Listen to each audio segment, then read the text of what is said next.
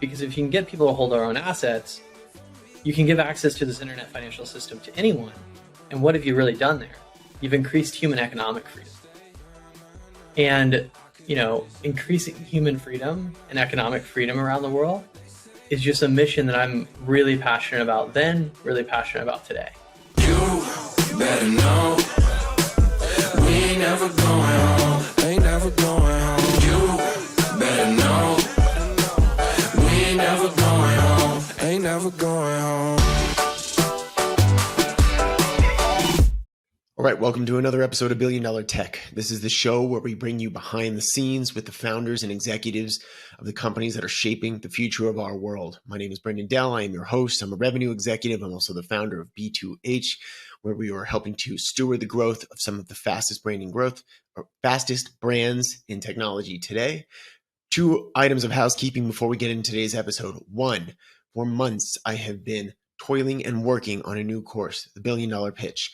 This is the culmination of a decade of working with some of the fastest growing brands in tech, seeing what works and what doesn't in landing investment, driving sales, moving markets. This is the full sum compilation of my knowledge, and I am bringing it to you all. I'm extremely proud of what we created. It's 4 core modules with several hours of 4 core modules with, I think, 14 final lessons underneath, taking you through every element of this process to why people buy, the psychology behind it, the 8 elements of billion-dollar pitches, how to roll out an effective go-to-market behind it, example walkthroughs from pitches. If you feel like your technology is not being received the way it should be, if you feel like you are getting sort of glazed looks from folks, if you feel like you are not moving fast enough, this course will help you move faster. BrendanDell.com to get the information, BrendanDell.com. Second, there are new folks coming to this show every week. Thank you so much for giving us your attention. We're going to continue to try to up-level the way that we bring value to you. We have a number of wonderful guests coming up soon. I'm extremely excited for it. Now, I won't ask you to do anything right now. However, if after you get into this episode, you find that you are getting value from the conversation with Peter, would you, if you're watching on YouTube, subscribe, hit the like button, do all that good stuff if you're getting value. And 2, leave us a review. iTunes, wherever you listen to podcasts, it's 100% the way that this content gets discovered. It means the world to us if you do so. All right, right into it. Today's guest needs no introduction. His name is Peter Smith. He's the founder of blockchain.com. As of today's conversation, the company is sitting at a $14 billion valuation, which he has grown from nothing over the last 12 years. It was a fascinating interview. I mean, we talk about his whole story, the highs and lows of entrepreneurship, what it's like for him building the company, his frameworks and the way he thinks about things. He's a fascinating individual. I loved the conversation. I know you will as well. Let's get right into it. All right, here we go. Cheers, Peter. Thanks so much for making the time. Yeah, thanks for having me. It's great to be here. All right, so we're going to get started. We're going to give everybody, for the uninitiated, like a 3-minute little whirlwind tour of your life, just kind of talk about background, education, early career, and then what led you here. Yeah, so I grew up in the Shenandoah Valley and the Appalachian Mountains. So that's like Virginia, West Virginia area. Grew up on a little farm, very normal America, very rural America. Not a lot of computers, not a lot of internet back then in that part of the world. I was very fortunate to get to go to college and do some work overseas after college. And so I got to live in, Africa, Asia, really all over the world while I was in college in the first couple of years out. And then I got started in crypto 10 years ago now. So, almost coming on 10 years, which means effectively that I really can't remember what life was before crypto. It's been so long now, but I'm just like I'm a permanent crypto dude. Really what I've been working on for the last, 9-10 years is how do we make crypto approachable and useful for, first it was like developers and nerds, and then it was people, and then it was institutions and so on and so forth. And it's been a really special journey. But, this company, what my role in it didn't start out as like a startup in a classical sense of like, let's look for a market opportunity. Let's apply to Y Combinator, so on and so forth. It really started when crypto was so tiny that it wasn't clear you could build a company in crypto, which we just called Bitcoin. It was just like, hey, let's build some cool shit and see if people use it. And so we actually incorporated the company long after we had a product and a user base. Because it just wasn't, Bitcoin was very different in 2012, 2013 than it is today. Well, it's interesting that you came from a place where there was not, it's not like you came from a big tech background and then were an early adopter in this thing that like was really edge case at the beginning. You came from a background where it wasn't a big thing. Where did you go to school? Where did you did you go to college? What did you, if yes, what did you study? Yeah. So, I studied statistics, economics. I'd started programming when I was pretty young. I got paid to be a programmer for the first time when I was 15, building websites. That's a good part-time job, especially back then. You were probably making like real solid money compared to a paper route. Yeah. But, and then to answer your other question, like, I went to school in Virginia and then I went to school in London, did my graduate work at the University of London. And just always studying like economics, statistics, and then, doing computer science and programming on the side. I was really obsessed in my introduction to the whole idea of open source was a statistical programming language called Project R, which, stat students the world over will know. But it's sort of an open source alternative to MATLAB. And I was really passionate about that and that community when I was doing my academic work. And that's what introduced me to to open source projects. And then when I was in graduate school, I wrote a paper about all the failed attempts to create digital money, like digital cash. It's actually a common misconception that people don't know about the invention of Bitcoin, which is there's this like 10-year plus of attempts to create digital cash, and they all failed. Bitcoin, you mean? Before Bitcoin. So all the way back to like the late 90s. And they all failed. And so one of the advantages of writing a paper about all the failures to create digital money is that when people hear about new digital monies, they send it to you and they're like, maybe, what do you think? Will this one succeed? Will this one fail? Kind of so on and so forth. And so that's how I heard about Bitcoin was, somebody that was on the mailing list and they forwarded it to me. And when I read it at first, I thought for sure it was going to fail. I was like, here's another dumb, no way. Like, and then, I checked in on it again about a year later and there were like, 400 or 500 people running nodes. And there were people trading OTC on a forum, like, I'll PayPal you $20 for 1,000 Bitcoins or whatever.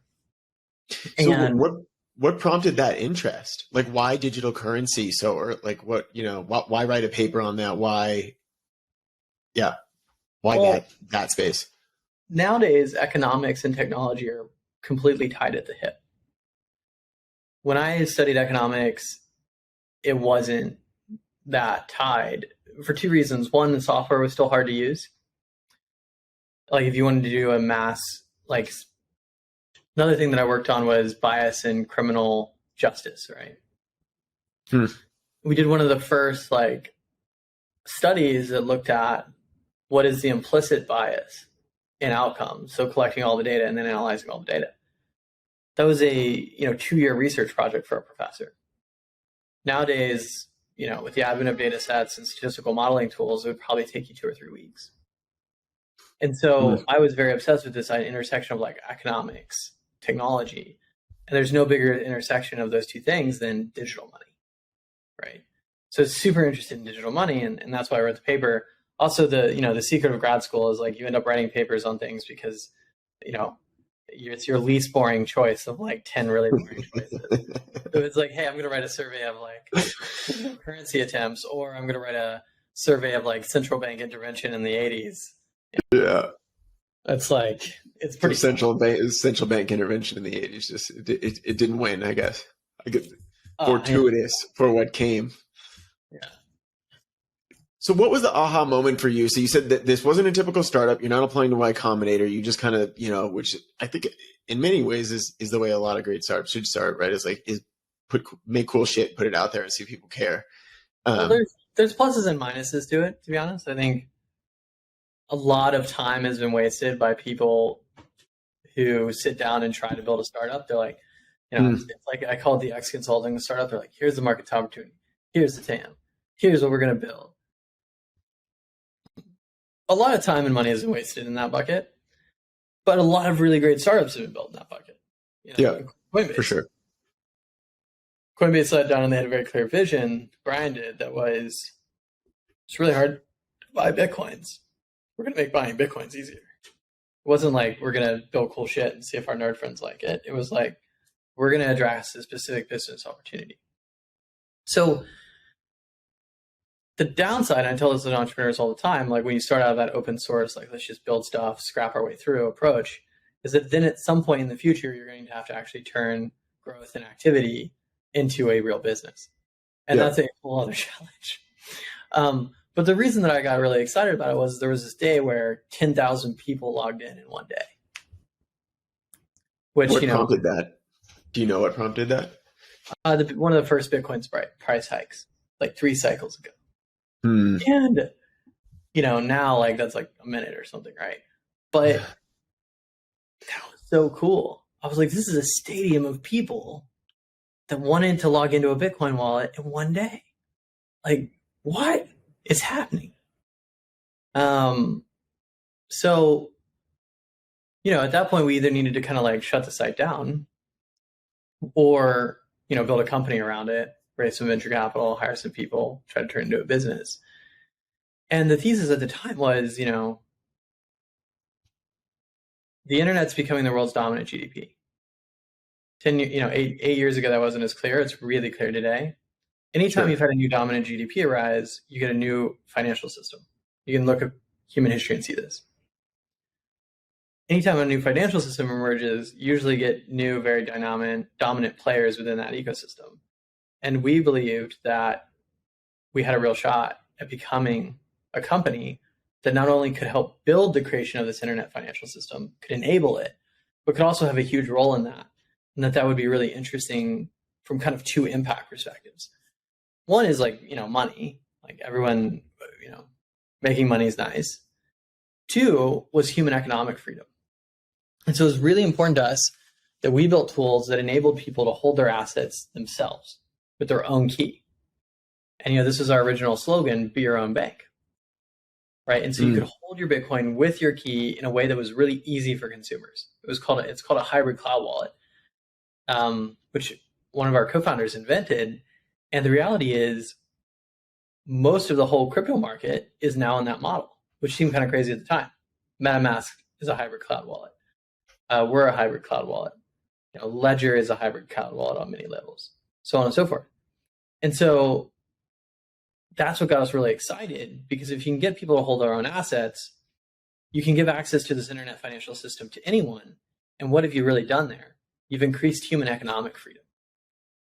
And, increasing human freedom and economic freedom around the world is just a mission that I'm really passionate about then, really passionate about today. So those beginning days, to give people some context, what I'm seeing, so today you guys have more than $1 trillion in crypto transactions that have taken place on blockchain.com. Is that accurate? Is that an accurate stat? And you guys, you were pre everybody in the space pretty much. You're pre Coinbase, you're pre Binance, you're pre a lot of the big players that people are familiar with the crypto space now know as the big incumbents. So you had this moment where all of a sudden 10,000 people logged into the system. You then had to go out and start convincing people that this could be a business. What was that like in the early stages? How did you find people? Like, what was the market reception? How did you get people to fund something like that? Because at that time, at least from my perspective, and you tell me, it wasn't at all clear that this would become this world-changing, sector that it ultimately has.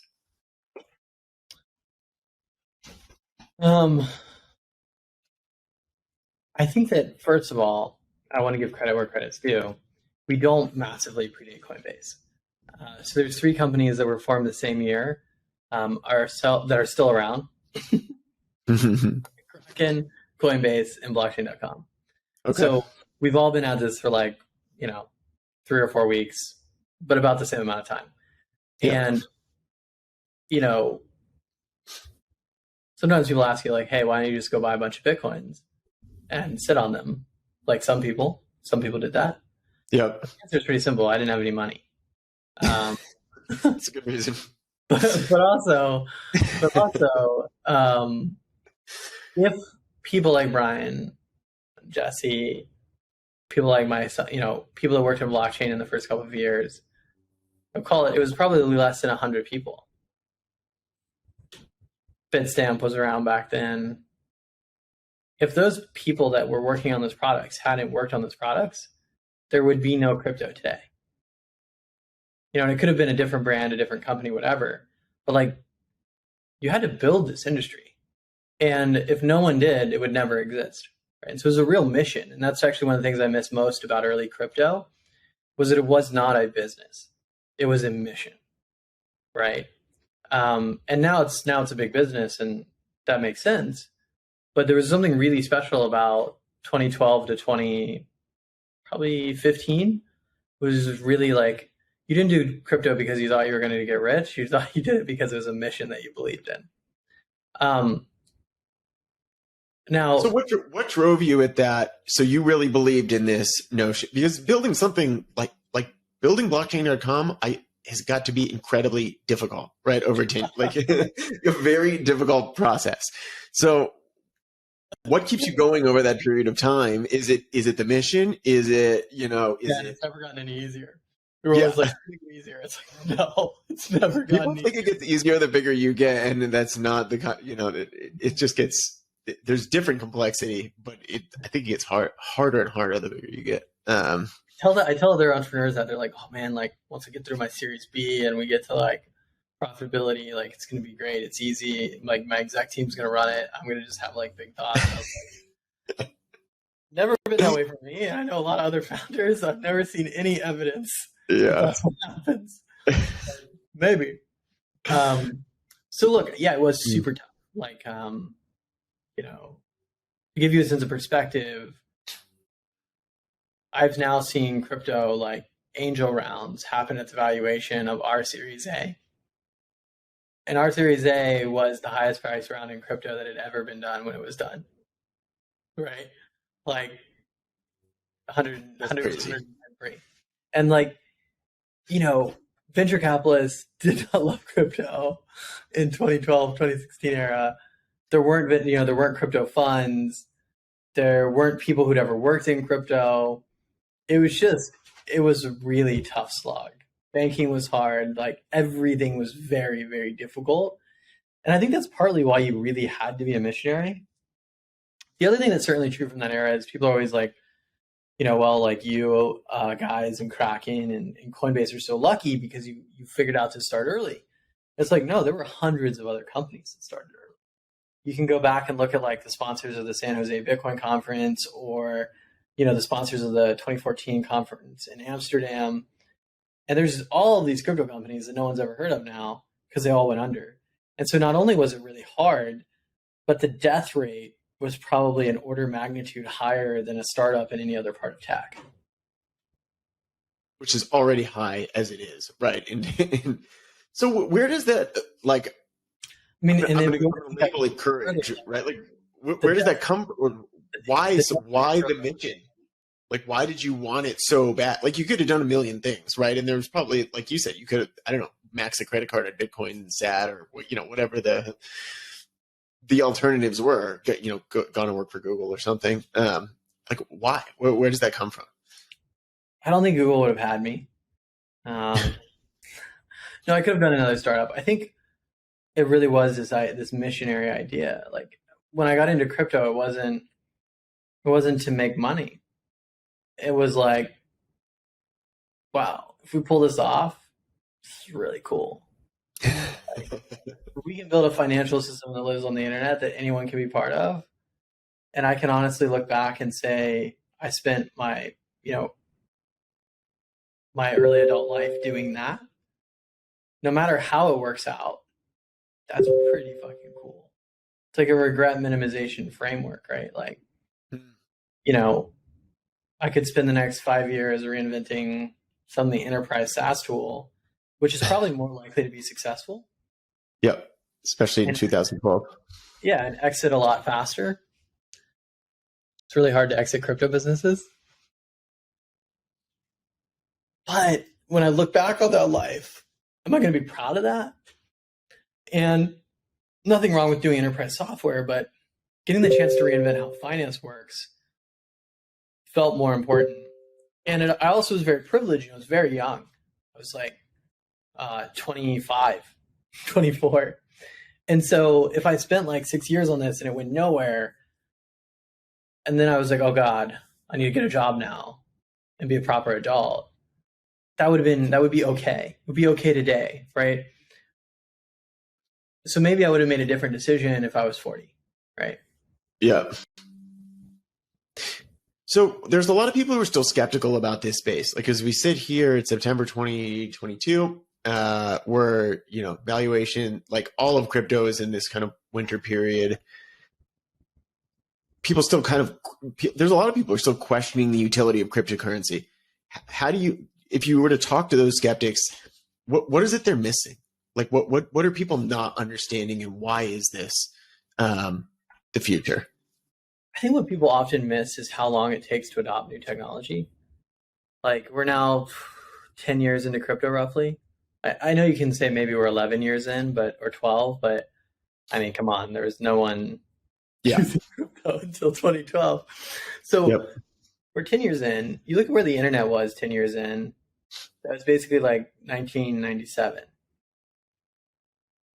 Very few Americans were using the internet in their daily lives in 1997. Maybe a few owned internet company stocks, and then 99, a lot of people owned 2000. Mm-hmm. It just takes a lot longer than people think it will. People want things to happen really fast. And it's interesting too, people who are working in crypto, they want to get rich fast. And the classic thing that you see happen in crypto is someone comes in mid-cycle, boom cycle. They get a job, they invest in crypto. Then the bear comes, which we're in now. They sell their crypto or they quit their job. And then 2 years later, they're like, well, shit, I could have made a lot of money. Right. And so it's really interesting to me. People in crypto, a lot of people who come into crypto, whether it's as an investor, a user, or a builder, they think it's going to happen for them in like a year or two. Yeah. And it's not. Like it's a slog. It's a slog fest, and it takes forever. And that's part of what makes it fun, honestly.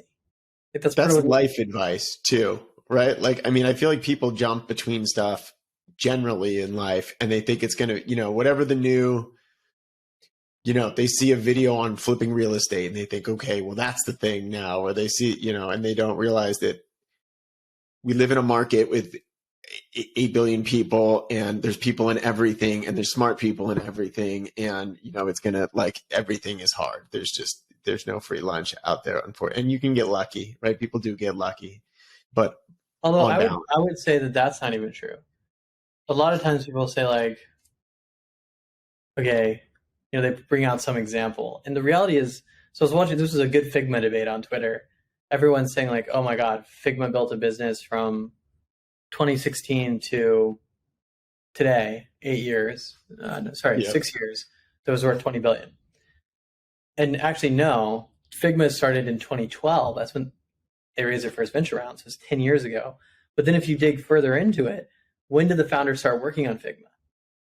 Started working for the idea on Figma 3 years before 2012. So this dude has been grinding on this idea since 2009. Yeah. Right? Since he was basically like 18 years old. And people don't see that part. Years in Silicon Valley where people were like, Figma's dumb. It's dead. Like they only really in the last 3 years. Right? So they had 10 years of just people being like, this is stupid. You're never going to be able to take on Adobe. It takes time. It's one of the interesting things too I see with young founders a lot is that when they come in, they don't have, so that there's this balance between patience and impatience that leads to growth, but they don't have the patience to like let things net out. And it, like you're saying, it just takes everything takes a lot longer than you want it to. And that's one of the commonalities that I hear. Everybody, before we go any further, I did want to let you know that today's episode is sponsored by Riverside.fm. So Riverside is the leading podcast and video recording platform, and it is quite literally the platform I was using before they became a sponsor of this show. I used to use Zoom, and then I was interviewed on the Riverside platform, and after experiencing the quality of the recording and the quality of the experience, I knew that I had to switch. Recently saw on their website that today the platform is used by more than 70,000 people, ranging from folks like Guy Raz and Gary Vee and companies like Spotify and the New York Times. One of the things that I've been really excited about the platform lately is all the new updates that they're adding. They are recently rolled out a new feature called Clips that allows you to quickly pull out bite-sized pieces of your show and publish them to social media. That's something my team absolutely loves. Another thing that they recently rolled out is an integration with Spotify, which makes it even more seamless to publish your shows. That's another thing that saves the team tons of time.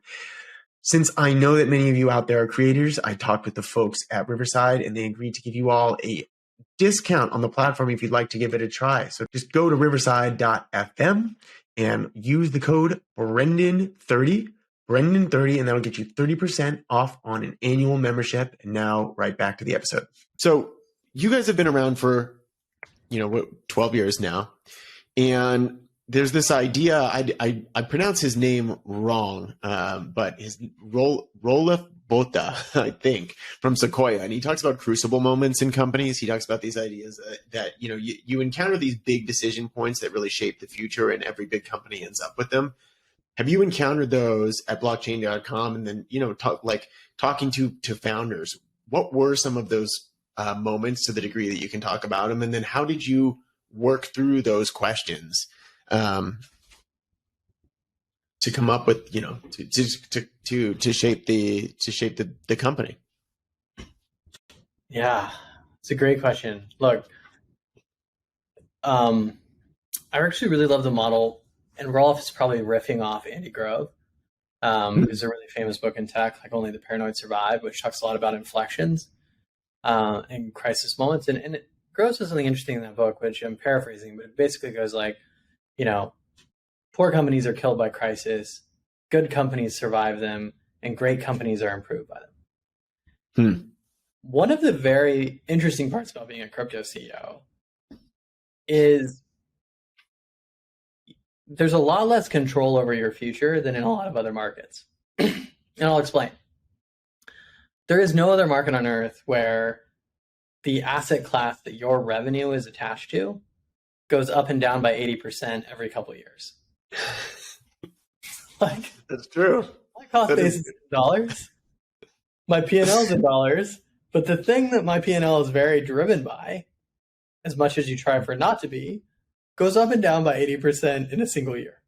Like, the crypto market cap is down, I don't know where the latest tick is, anywhere from 70 to 80% right now.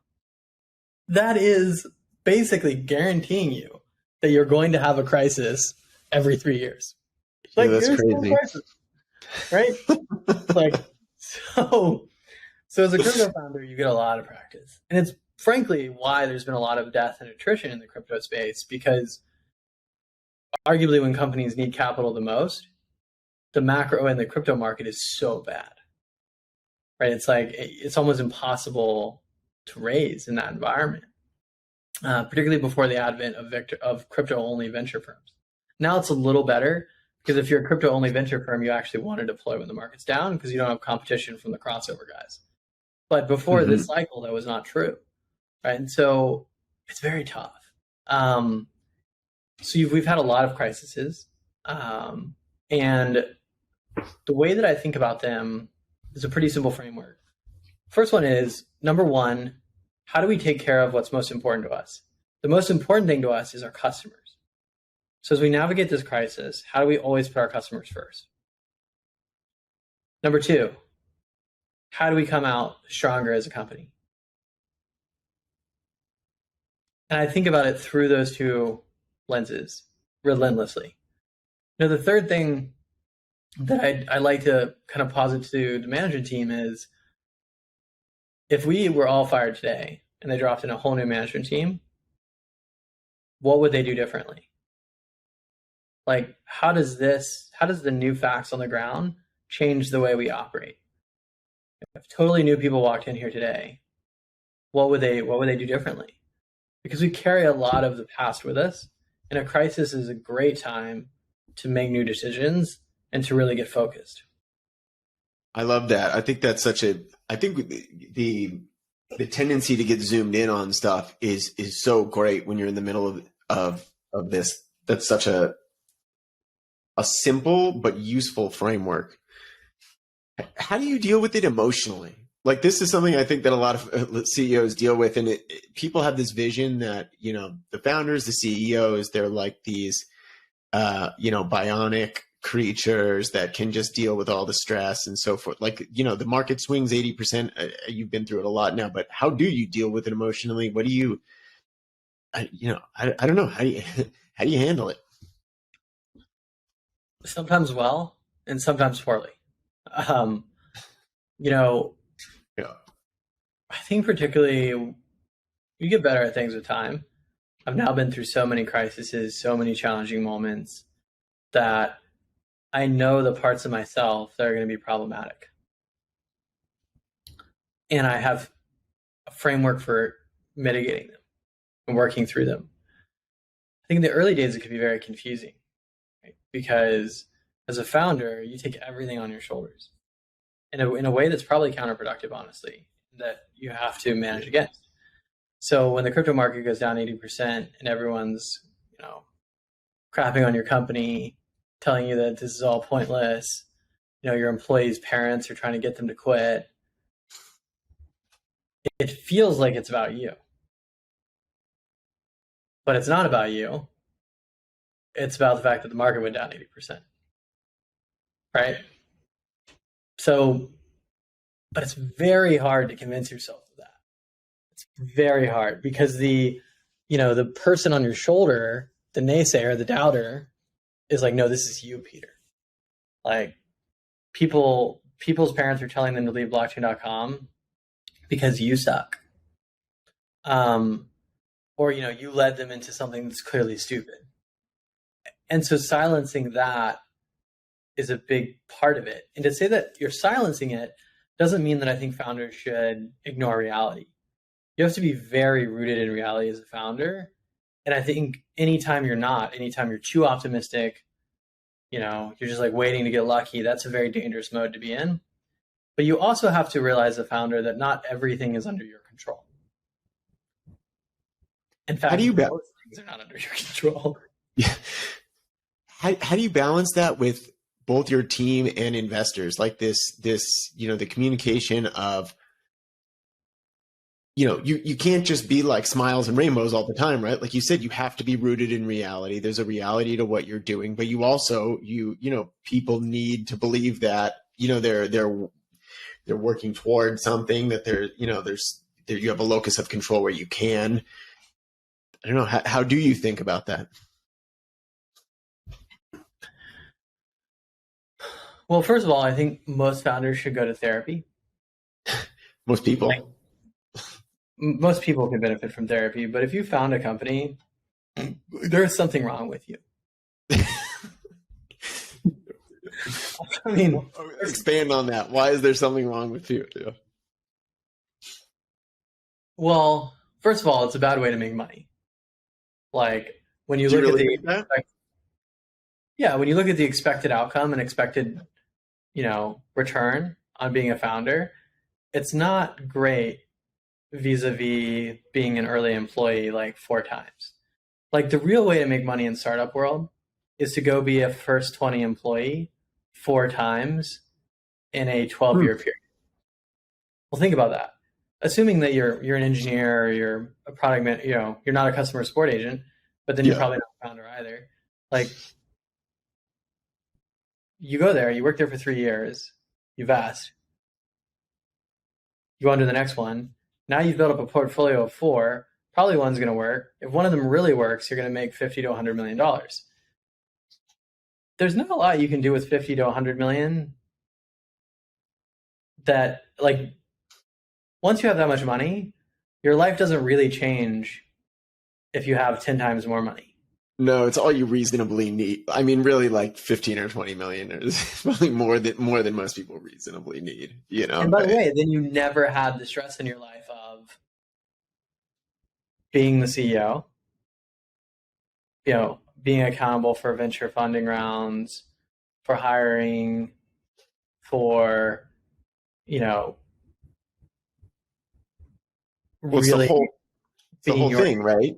You Yeah. don't just get to say, okay, I'm going to build a great product. I'm going to tell a great story. I'm going to I'm going to train a great sales team, whatever, right? Like, it's And you all don't those get things have to work. right.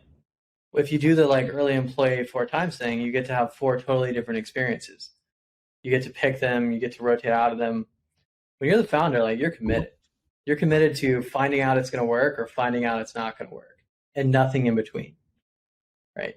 So the best way to make money in startups, in my view, is like work at 4 or 5 as an early employee, and maybe do a little angel investing on the side. It's a much more risk adjusted way and lifestyle adjusted way to make money than being the founder of a company. Now, I have some friends that start companies where they know who's going to buy it if it's successful. And so they like start one, 3 or 4 years later, sell one, which is kind of a riff on the idea that I just gave you. But that's a very special skill set. Yeah. And I think it comes from something that may not be accessible to all people, which is, right, like, maybe you spent a decade in in finance, in tech, and every player in that sector, and so you can call those people, figure out. Basically, it comes from a network or a particular area of expertise that perhaps the average founder does not have. Exactly. All right, so how many people are working at blockchain.com now? About 400. 400.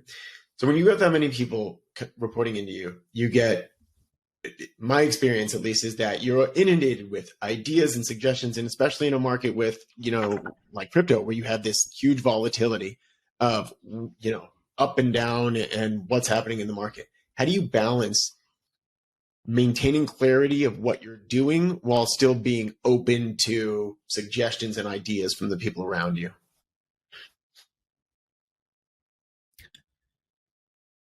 That is one that I'm still figuring out. I think you have to balance being open to any idea while still having a clear vision. Because things take time, as we've just spent a lot of time talking about, and you have to have a clear vision and a clear commitment. At the same time, you do have to be open to ideas, and it's a delicate balance. And I think the way that you can foster it is by really embracing the idea that no idea is bad. That, we're willing to discuss any idea, but that when we decide to commit to an idea, we have to be committed. Right? So we can have a healthy discussion about anything, but once we're committed to an objective, we need to be committed as a team. What do founders not understand about starting businesses, or ideas that are popular in the startup space that you think are wrong, that should be better communicated to people considering starting a company?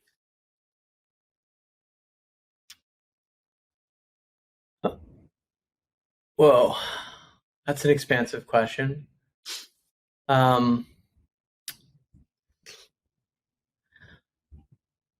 It's so business dependent that it's hard to answer at a high level. I think people don't consider what success will look like enough. Mm. So, you know, you tend to set up the startup, the cap table for what is true at the time, and it won't have any bearing on what is true in 8 years later when you've like gone to some scale, or 6 years later or whatever, right? That's really challenging because you're not really able to fix that stuff. And so give me an example of something there, and doesn't need to be from your company, but just, you know, the kind of thing that you're talking about for the I think the audience. founder vesting is actually really important. Hmm. So I think it's really important that the founders vest that, and the way that I think it's the best way to do it is that if a founder doesn't figure, like, that you have a set of equity that's for the founders, and they're going to vest out of that pool. So, you know, if you have 3 founders, split it 3 ways, and then you raise, you sell 10% of the company to investors, and then one founder quits, and half of his equity, that equity should accrue back to the other 2 founders. Because ultimately, like his unvested equity, not his vested equity, ultimately those are the people that are going to carry this business forward, or not, right? But it's on them now. And so I think founder vesting, in which the unvested equity flows back to the founders, is really important. I think the other structural thing, which sounds annoying but is really true, is like getting your legal and accounting and HR right early, because it only gets more difficult to clean up later. Like, people have a tendency to make their first business hire as like a really smart mid-20s person that worked at McKinsey or Yeah. Goldman or something. I actually think you should hire someone who like worked on the audit or accounting team at EY, or like in the operations team at another, at a growth stage company. Someone that can set up the systems that will allow you to scale when you need to scale, but in such a way that you don't have to put everything back together later. Because you want to be ready to do that scale, but you need to lay the groundwork for that very, very early. How do you think about that tension between, and I know we're kind of rewinding a while now for you, but there's this, how much do you kind of lay the tracks and how much are you just driving forward? And I think that this is always tough for founders, because everything, there's X amount of attention and money and so forth that can go around.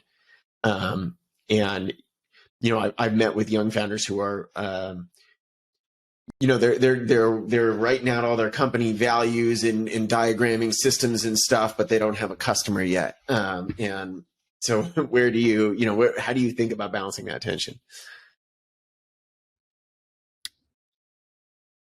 Well,